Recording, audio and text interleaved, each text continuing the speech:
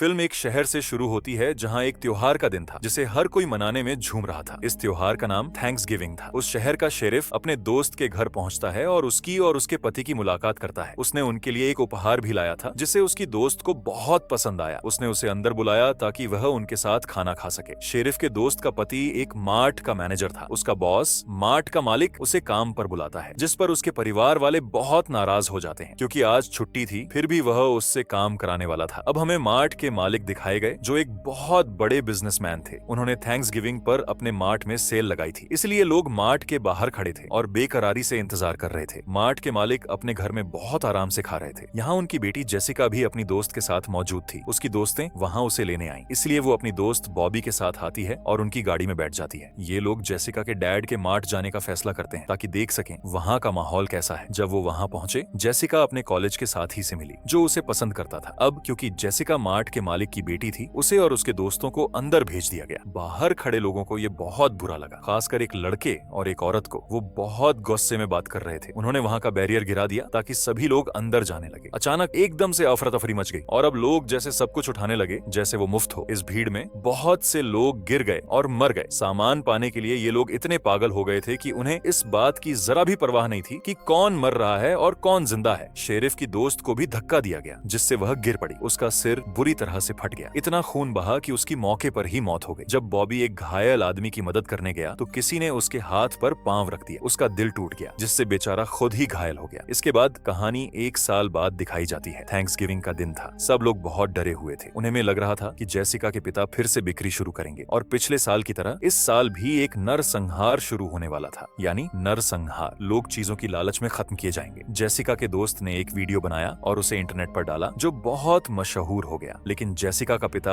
अभी भी रुकने वाला नहीं था। उसने फिर से मार्ट खोलने और सेल लगाने का फैसला किया ताकि वह और पैसे कमा सके। लेकिन बाकी लोगों की तरह जेसिका भी इसे नहीं चाहती थी। मार्ट में अपनी आंखों के सामने लोगों को मरते हुए देख चुकी थी और वो औरत जो पिछले साल सबसे ज्यादा गुस्से में थी, वह अब एक वेट्रेस बन गई है। जहां उसे शेरिफ बताता है कि इस शहर में एक नया डेप्यूटी आ रहा है और जब डेप्यूटी यहाँ आता है तो वह वहाँ पड़े एक मास्क को देखकर ध्यान देने लगता है। फिर वेट्रेस उसे बताती है कि यह हमारे शहर के पहले गवर्नर का मास्क है जिनका नाम जॉन था। वह बहुत अच्छे इंसान थे, इसीलिए सभी उनकी बहुत इज्जत करते थे। उनकी याद में हर साल थैंक्सगिविंग डे पर सब उनके मास्क पहनते हैं। अब जब जेसिका अपने दोस्तों के साथ थी तो उन्हें एक नोटिफिकेशन मिलती है। जब वे उसे चेक करते हैं तो वे देखते हैं कि एक आदमी जिसका नाम जॉन है, उसने सबको एक नोटिफिकेशन भेजा है और उसने अपने सारे दोस्तों को टैग किया है। उसने एक टेबल की तस्वीर भेजी है जिसमें उनके सारे नाम लिखे थे। अब उसे लगा कि शायद कोई हमें मजाक कर रहा है, इसलिए सब इस बात को नजरअंदाज कर देते हैं। जब जेसिका की नजरें बाहर आईं तो वहाँ एक आदमी खड़ा था जिसने गवर्नर जॉन का मास्क पहन रखा था, जो उसे घूर रहा था। लेकिन अगले ही पल वो वहाँ से गायब हो गया। रात में जब वेट्रेस ने दरवाजा बंद करना शुरू किया तो वो उस दिन की सेल पर नाराज थी। वह वहाँ जॉन का मास्क देखती है। वह सोचने लगती है ये मास्क किसका हो सकता है। तभी किलर जॉन का मास्क पहने आता है। वह वेट्रेस पर हमला करता है। पहले वो उसके चेहरे पर पानी डालता है, फिर वो उसके चेहरे को फ्रिज से चिपकाता है। इसके बाद वो अपनी कुल्हाड़ी लेने जाता है ताकि वो उसका काम तमाम कर सके। लेकिन इसी दौरान वेट्रेस खुद को छुड़ाकर भागने लगती है, पर किलर उसे देख लेता है। वेट्रेस वहाँ कूड़ेदान में छिपने की कोशिश करती है, लेकिन किलर कार में बैठकर उसे टक्कर मार देता है। इससे वेट्रेस के शरीर के 2 हिस्से होते हैं और वह वहीं मर जाती है। ये करने के बाद वो उसके आधे शरीर को मार्केट की बिल्डिंग पर रख देता है, लोगों में डर पैदा करने के लिए। सबसे पहले वेट्रेस उस औरत को निशाना बनाता है जो सेल के दिन गुस्से में थी और वीडियो में सबसे ज्यादा आई थी। यानी उसने मुफ्त सामान पाने के लिए बहुत से लोगों को धक्का दिया। जब पुलिस को इसके बारे में पता चला तो वे यहाँ जांच करने आए। उन्होंने सीटीवी फुटेज देखी, लेकिन क्योंकि शहर के सभी लोगों ने थैंक्सगिविंग पर मास्क पहन रखा था, वो ये नहीं पता लगा पाए कि कातिल कौन था। ये देखकर जेसिका अपने पिता को कॉल करती है और कहती है, डैड, आपको अभी मार्ट नहीं खोलना चाहिए क्योंकि एक महिला की हत्या हो गई है। उसके पिता कहते हैं, कुछ नहीं होगा, मैं अतिरिक्त सुरक्षा रखूंगा, लेकिन मैं मार्ट फिर भी खोलूंगा। जिस पर जेसिका और उसकी दोस्त बहुत डर जाती हैं। फिर वे एक हथियारों के डीलर को ढूंढती हैं और वह कहता है, अगर तुम्हें गन्स या कोई और हथियार चाहिए तो तुम मुझसे खरीद सकते हो। अब जेसिका और उसकी दोस्त पुलिस स्टेशन जाती हैं। वे बताने लगती हैं कि हमारे हिसाब से खलनायक उन लोगों को खत्म कर रहा है जो पिछले कत्लेआम में शामिल थे। इस पर शेरिफ जेसिका से कहती है कि अगर तुम ऐसा सोचते हो तो वो हत्या का वीडियो फुटेज हमें ला कर दो, क्योंकि मुझे पता है कि तुम्हारे पिताजी के पास वो होगा। इससे हमें ये जानने में मदद मिलेगी कि किसकी जान खतरे में है, तो हम उन्हें पहले ही बता देंगे। फिर जेसिका उनकी मदद करने के लिए तैयार हो जाती है। जब वो बाहर निकलती है तो उसे बॉबी मिल जाता है। वो उसे बताती है कि हम सभी खतरे में हैं, इसीलिए हम सभी को मिलकर रहना चाहिए ताकि कातिल हम तक न पहुंच सके। अब रात में कातिल एक गार्ड के घर गया जिसने उस दिन भीड़ को देखा और मार्ट से भाग गया। हत्या करने वाला एक तेज छुरी से अपना सिर काट लेता है जिससे उसकी भयावह मौत हो जाती है। फिर वो अपने कटे हुए सिर को एक बैग में डालता है और उसे अपने साथ ले जाता है। अगली सुबह वो फिर से अपने सारे दोस्तों को टैग करता है और उन्हें वही पोस्ट भेजता है जो कि सिर्फ गार्ड का कटा हुआ सिर होता है जो उसी मेज पर रखा था जहां सभी दोस्तों के नाम लिखे थे। इससे सब लोग बहुत नर्वस हो जाते हैं क्योंकि उन्हें समझ में आता है कि वो भी हमारी जान ले सकता है। पुलिस बहुत जांच करती है लेकिन फिर भी वो नहीं पता लगा पाती कि हत्यारा कौन है। अब जेसिका अपने पापा के लैपटॉप से हत्याकांड का वीडियो फुटेज शेरिफ को खुफिया तरीके से भेजती है। फिर शेरिफ ये पता लगाने की कोशिश करता है कि किसकी जान खतरे में है और कौन सुरक्षित है। एक तस्वीर में उन्हें जेसिका का दोस्त दिखता है जो उसी मृत गार्ड को गले लगा रहा है। ये देखकर उन्हें से लगता है कि जेसिका के दोस्त की जान भी खतरे में है और वो कातिल उस जिम ट्रेनर के पास जाता है जो उस दिन भी वहां था। जिम ट्रेनर का दोस्त एक चीयरलीडर थी जो उसे बुलाती है और जंपिंग पैड पर कूदने लगती है, लेकिन फिर कातिल जिम ट्रेनर की गर्दन मोड़ देता है। उसकी नाक से खून बहने लगता है और तब वो मर जाता है। जब उसकी दोस्त चीयरलीडर कूद रही थी तब कातिल ने उसे तेज चाकू से वार किया। उसका शरीर 2 हिस्सों में कट जाता है और वो भी दर्दनाक तरीके से मर जाती है। इस घटना के बाद कॉलेज बंद कर दिया गया। जब जेसिका की 2 दोस्तों से कहा गया कि वे कॉलेज में रहें, जब वे अकेली थीं तो कातिल ने उन्हें अगवा कर लिया। फिर वो जेसिका के पास जाता है। वो उसे पकड़ने वाला था लेकिन फिर वो भाग जाती है। वो भागकर मेकअप रूम में छिप जाती है जहां कातिल हर जगह उसे ढूंढने लग जाता है। लेकिन जैसे ही वो मेकअप रूम के पास पहुंचा, जेसिका ने उसे स्प्रे किया और भागने लगी। उसकी चीख सुनकर पुलिस तुरंत उसकी मदद के लिए आ गई। इस तरह किलर जेसिका को मार नहीं सका। अब जब बॉबी और जेसिका के क्लासमेट को पता चला कि किलर ने उसे अटैक करने की कोशिश की तो दोनों उससे मिलने आए, लेकिन यहाँ पर दोनों में लड़ाई शुरू हो गई। जेसिका ने उन्हें रोका और कहा कि वो उससे दूर रहें। जेसिका का दोस्त हथियारों के डीलर के पास गया और उसने एक पिस्टल खरीदी ताकि वो अपनी रक्षा कर सके। अब कातिल जेसिका की दोस्त के घर में घुसता है। वो पहले सिक्योरिटी मैन को खत्म कर देता है, लेकिन जब उसके पिता कातिल को देखते हैं तो वो भी उसे गोली मारकर खत्म कर देते हैं। बस जेसिका की दोस्त ही जिंदा बचती है। वो अपनी दोस्त को वीडियो कॉल करती है। वो पूछती है, क्या तुम ठीक हो? वो जवाब देती है, हाँ मैं ठीक हूँ, तुम मेरी चिंता मत करो। कॉल के दौरान कातिल पीछे से आता है और उसके कान में एक नाखून घुसा देता है जिससे वो खून बहाने लगती है, तो वो भागने लगती है। उसकी दोस्त ने ये सब वीडियो कॉल पर देखा, इसीलिए वो तुरंत अपनी दोस्त के घर उसकी जान बचाने के लिए पहुंचा, लेकिन कातिल चाकू उसकी गर्दन पर रख देता है। जेसिका ये सब अपने बाकी दोस्तों को दिखाती है ताकि उन्हें छेड़े। तुम्हारा दोस्त मेरी गिरफ्त में है। उसके बाद वो लड़की को एक ब्लेड पर फेंक देता है। उसका शरीर 2 टुकड़ों में बंट जाता है और वहीं वो मर जाती है। ये सब देखकर जेसिका के पिताजी तय करते हैं कि अब मैं मार्ट नहीं खोलूंगा क्योंकि वहाँ इतने लोग मर रहे थे और उनकी बेटी की जिंदगी भी खतरे में थी। शेरिफ उन्हें सलाह देता है कि हमें थैंक्सगिविंग फंक्शन में भाग लेना चाहिए क्योंकि वहाँ बहुत भीड़ होगी। किलर जरूर वहाँ आएगा और हम उसे पकड़ लेंगे जिसमें सबकी सहमति है। अगले दिन जब वो फंक्शन में थे, किलर सच में वहाँ आ जाता है। वो एक आदमी की गर्दन काट देता है। फिर वो वहाँ स्मोक बॉम्ब फेंकने लगता है, सबको डराकर भागने पर मजबूर कर देता है। हर जगह अफरा तफरी मच जाती है। फिर किलर जेसिका के दोस्त, माँ और पिता को भी बेहोश कर देता है और उन्हें अगवा कर लेता है। जब जेसिका की माँ की आंख खुलती है तो वो पाती हैं कि वो टेबल पर लेटी हुई हैं। वो देखती हैं कि किलर कुछ मसालों को मिलाकर एक सॉस बना रहा है। अब हत्यारा उसके पूरे शरीर पर तेल लगाने लगा ताकि वो सॉस लगा सके और उसे मैरिनेट कर सके, क्योंकि वो जेसिका की माँ को भूनना चाहता था। जब वो अपना दूसरा मास्क लेने गया तो जेसिका की माँ ने खुद को आजाद किया और वहाँ से भागने लगी। जब उसे टेबल पर नहीं मिली तो उसने हर जगह फोर्क से उसकी तलाश शुरू कर दी। जेसिका की माँ फ्रीजर रूम में छिपने गई, लेकिन हत्यारे ने वहाँ पहले ही चीयरलीडर की लाश रखी थी। उसे देखकर वो डर गई और भागने लगी, लेकिन हत्यारे ने उसे पहले ही देख लिया था। वह पीछे से उसके ऊपर फोर्क मारता है और पहले उसे चोटिल करता है, फिर उसे ओवन में डाल देता है। वह ओवन को पूरी आंच पर चालू कर देता है। जेसिका की माँ जलने लगती है और इस तरह वह भी भयानक तरीके से मर जाती है। अब कातिल अपना लाइव वीडियो बनाने लगता है जिसमें उसने जेसिका और बाकी लोगों को कैद किया हुआ है। फिर वह सबको मेज पर रखता है। पुलिस वहाँ वीडियो की लोकेशन देखकर पहुंचती है, लेकिन उन्हें वहाँ कुछ नहीं मिलता। असल में कातिल ने गलत लोकेशन लगाई थी। वह सबके साथ एक खेल खेल रहा था। अब वो दूसरा लाइव वीडियो बनाता है। वो खाना जेसिका के सामने और बाकी लोगों के सामने लाता है, जो कुछ और नहीं बल्कि जेसिका की माँ की भुनी हुई लाश थी, जिसे देखकर सब डर जाते हैं और चिल्लाने लगते हैं। कत्ल करने वाला उन्हें बताता है कि फ्री चीजें बेचने और देने का आइडिया जेसिका की माँ का था, इसीलिए मैंने उसे भुना और ये किया और अब तुम्हें उसके मांस खाना होगा। बात करते करते जेसिका खुद को आजाद कर लेती है और उसका दोस्त भी आजाद हो जाता है। अब दोनों वहाँ से भागने लगते हैं। कातिल उनका पीछा करने लगता है। वो जेसिका की दोस्त को मारने लगता है जिससे उसे बहुत चोट लगती है। फिर वो जेसिका की तरफ जाता है जो नेट पार करके उधर चली गई थी, मतलब वो यहाँ से भाग गई थी। जब वो आगे पहुंचती है तो उसे वहाँ शेरिफ बेहोश मिलता है। जब वो बिल्डिंग में जाती है तो उसे बॉबी दिखाई देता है जो जॉन का मास्क उतार रहा होता है। इसीलिए जेसिका समझ जाती है कि बॉबी ही वो कातिल है जो सबको खत्म कर रहा है। जब शेरिफ शेरिफ होश में आता है तो वो जेसिका के पास आता है और वो उसे बताती है बॉबी ये सब कर रहा है। ये सुनकर शेरिफ उसे गोली मारना शुरू कर देता है, जिस पर बॉबी वहाँ से भाग जाता है। पुलिस उसे पकड़ने जाती है जबकि बाकी लोग बच जाते हैं। शेरिफ जेसिका से कहता है कि हम तुम्हारे दोस्त और माँ को नहीं बचा सके, लेकिन तुम्हारे पिता और बाकी दोस्त बच गए हैं और अस्पताल भेज दिए गए हैं। जल्दी ही वे ठीक हो जाएंगे। अब जेसिका शेरिफ के जूतों पर मिट्टी देखती है। वह हैरान होती है क्योंकि उसे समझ में आता है कि हत्यारा बॉबी नहीं बल्कि शेरिफ है, वही जो मेरे पीछे जंगल में दौड़ा था। शेरिफ को भी पता चल गया कि जेसिका ने मेरी सच्चाई जान ली है, इसीलिए वो उसे बताता है कि तुम्हें अकेले जंगल नहीं जाना चाहिए था। ये कहकर शेरिफ ने दरवाजा बंद कर दिया और अब वो जेसिका को खत्म करने जा रहा है। वो शेरिफ से पूछती है तुमने ऐसा क्यों किया? फिर शेरिफ उसे बताता है कि मैंने अपनी पूरी जिंदगी अकेले बिताई है। मुझे प्यार की उम्मीद मिली जो मेरी दोस्त थी। हम दोनों एक दूसरे से बहुत प्यार करते थे। वो अपने पति को छोड़कर मुझसे जल्दी शादी करने वाली थी, लेकिन तुम्हारे पिता की बिक्री के चलते अचानक वो गिर गई और उसकी मौत हो गई। इससे मैं फिर से अकेला हो गया। तब मैंने तय किया कि मैं किसी को नहीं छोड़ूंगा। किसी को भी मुझ पर शक नहीं था, इसीलिए मैंने हर किसी को जॉन का मास्क पहनाकर खत्म करना शुरू कर दिया ताकि मैं अपनी रिवेंज ले सकूं। जैसे ही उसने फिनिश्ड किया, जेसिका ने उसे अपना फोन दिखाया और उसका धन्यवाद किया। फिर उसने बताया मैंने तुम्हारी बात को लाइव रिकॉर्ड किया है, सबको पता चल जाएगा कि तुम असली किलर हो। ये देखकर शेरिफ बौखला गया और उसने जेसिका को मारने की कोशिश की। तभी बॉबी आया और उसे बचा लिया। उसने जेसिका को उठाया और भाग गया। वे ट्रक में बैठे और निकल पड़े। जब वे एक जगह पहुंचे तो जेसिका ने एक बड़े बलून में गैस भरना शुरू किया ताकि उसे फुलाया जा सके। जैसे ही शेरिफ उन्हें खत्म करने आया, जेसिका ने गैस बलून पर गोली चलाई, जिससे एक जोरदार एक्सप्लोजन हुआ और आग लग गई। शेरिफ उसमें जल गया, जिससे उन्हें लगा कि शायद वह भी मर गया है। उसके बाद पुलिस वहां आई और तलाश शुरू की। फायर फाइटर्स ने आग बुझाने के बाद वहां से जाने लगे। जब उनसे पूछा गया तो एक फायर फाइटर ने अधिकारी को बताया कि उन्होंने राख के अलावा कुछ नहीं पाया। इससे यह पता नहीं चला कि शेरिफ जिंदा है या मर चुका है। जब जेसिका रात को सो रही थी तो उसे एक सपना आया जिसमें उसने सोचा वो शेरिफ उसकी अलमारी में छिपा हुआ था, लेकिन जब उसने अलमारी चेक की तो वहां कोई नहीं था। असल में तो शेरिफ अभी भी जिंदा था। जब आग को बुझाया जा रहा था, एक फायरमैन दौड़ते हुए आया जो और कोई नहीं बल्कि वही शेरिफ था। और इसी भयानक अंत के साथ इस फिल्म की कहानी यहीं खत्म होती है।